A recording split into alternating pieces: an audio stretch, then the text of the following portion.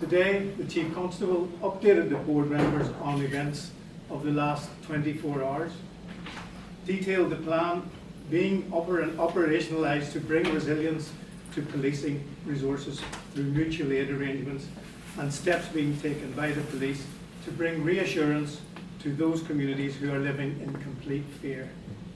Can I once again condemn, as I have done on a number of days in the past, the violence that we have seen? It is hard to find words to describe the scenes of vitriol and hatred on our streets over the last 3 days.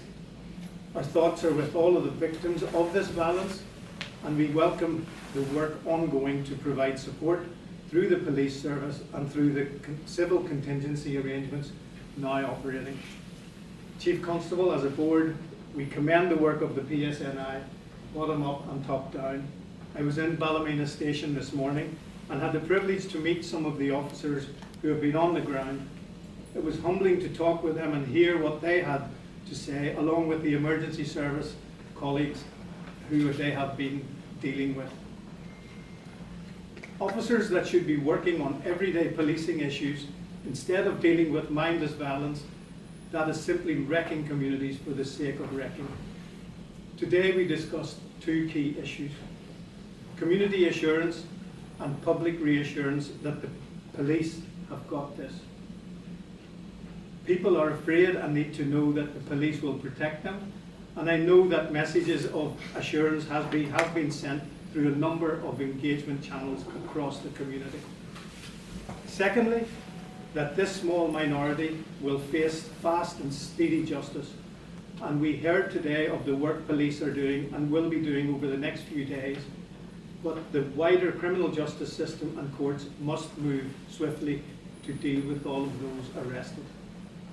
Finally, this violence is racism, pure and simple racism, with the police left to deal with the outworkings of societal unrest. It is truly a sad reflection of our society that people are putting identifiers on their front doors in the hope of escaping attack. The Chief Constable has assured us that the police will stand to protect and will bring those responsible to justice and will attempt to prevent where they can. But the real prevention work lies in the hands of others. Policing needs the continued support through political and community relationship to bring this violence to an end. This is not simply a policing matter. This violence needs to stop before a life is lost or serious injury sustained.